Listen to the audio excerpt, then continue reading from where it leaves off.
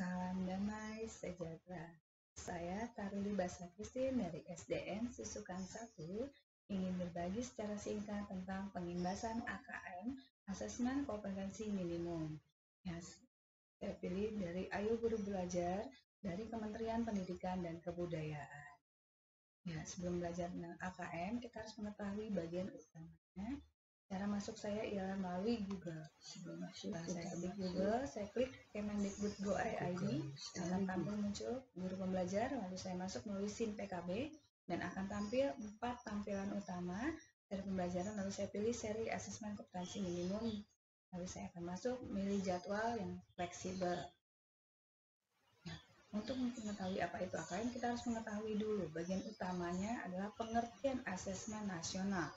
Asesmen nasional adalah program evaluasi yang diselenggarakan oleh Kementerian Pendidikan dan Kebudayaan untuk meningkatkan mutu pendidikan dengan memotret input, proses, dan output pembelajaran di seluruh satuan pendidikan.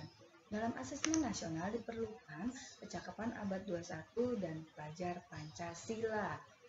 Kecakapan abad 21 adalah critical thinking, kreatif, kolaborasi, dan komunikasi. Dan pelajar Pancasila siswa atau peserta didik dapat beriman, berkebinekaan, mandiri, bergotong royong, bernalar kritis, dan kreatif. 3 hal tersebut dijadikan dalam asesmen kompetensi minimum, survei karakter, dan survei lingkungan belajar. Latar belakang asesmen nasional berdasarkan evaluasi ujian nasional, lalu berubah ke asesmen nasional merupakan upaya untuk memperbaiki kualitas pendidikan yang menyeluruh. Asesmen nasional dirancang untuk menghasilkan informasi akurat untuk memperbaiki sistem pembelajaran, kualitas belajar mengajar yang ada pada gilirannya untuk meningkatkan hasil belajar siswa. Asesmen nasional menghasilkan informasi untuk memantau perkembangan mutu dari waktu ke waktu.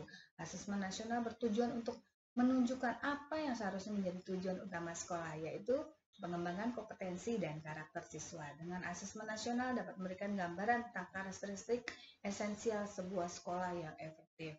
Jadi manfaat asesmen nasional kita bisa lihat dengan potret kualitas pembelajaran, umpan balik peningkatan kualitas sekolah, dan dasar penyusunan program. Kita lihat lagi perbandingan asesmen nasional dengan ujian nasional. Asesmen nasional bertujuan untuk mengevaluasi mutu terkait sistem satuan pendidikan, sedangkan ujian nasional untuk mengevaluasi capaian hasil belajar siswa. Jenjang pendidikan dimulai dari terbawah SD sampai dengan menengah, sedangkan ujian nasional SMP sampai dengan SMK. Di level siswa hanya dimulai dengan kelas 5, 8, dan 11 untuk asesmen nasionalnya, sedangkan di tingkat akhir pada tiap jenjang. Subjek siswa di asesmen nasional survei dipilih secara acak. Untuk SD hanya terpilih 30 anak. Untuk ujian nasional, semua siswa mengikuti ujian nasional. Model soal yang diberikan bentuknya banyak, pilihan ganda kompleks, menjodohkan isian singkat dan uraian. Sedangkan pada ujian nasional dia pilihan ganda dan isian singkat. Sasaran pada asesmen nasional adalah kompetensi literasi, numerasi, dan karakter, serta kualitas dan iklim satuan pendidikan yang mendukung pembelajaran. Sedangkan pada ujian nasional hanya bersifat penguasaan mata pelajaran. Di metode penilaian, dia bersifat computerized multitasking adaptive testing, sedangkan di ujian nasional computer based test dan paper based test. Jadi, adanya asesmen nasional yang 2 hal utama dengan kecakapan hidup abad 21, 4C digabung dengan profil pelajar Pancasila akan menjadi ukuran untuk asesmen nasional berupa AKM, asesmen kompetensi minimal, survei karakter, dan survei lingkungan belajar. Teknik pelaksanaan asesmen nasional terbagi 3, asesmen kompetensi minimal mulai dari asesmen literasi membaca dan asesmen numerasi pada matematika. Yang kedua pada bagian survei karakter dan survei lingkungan belajar. Peserta AKM adalah seluruh satuan pendidikan, tidak semua murid, pemilihan sampel secara acak. Ini pada asesmen nasional. Dan jadwal pelaksanaannya untuk SD, tes literasi 75 menit, tes numerasi 75 menit, sesuai survei karakter 20 menit di hari kedua, survei lingkungan belajar 20 menit. Itu jadwal pelaksanaan asesmen nasional yang bersifat komputer dan bersifat adaptif.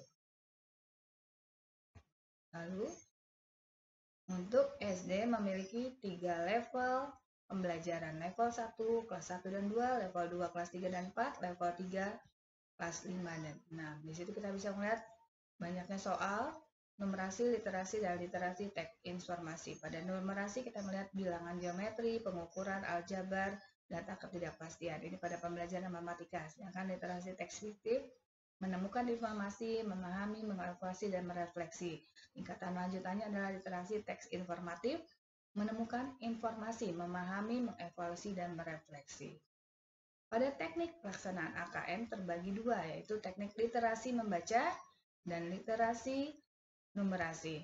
Dua hal tersebut terbagi 3 inti utama, yaitu konten, proses kognitif, dan proses konteks.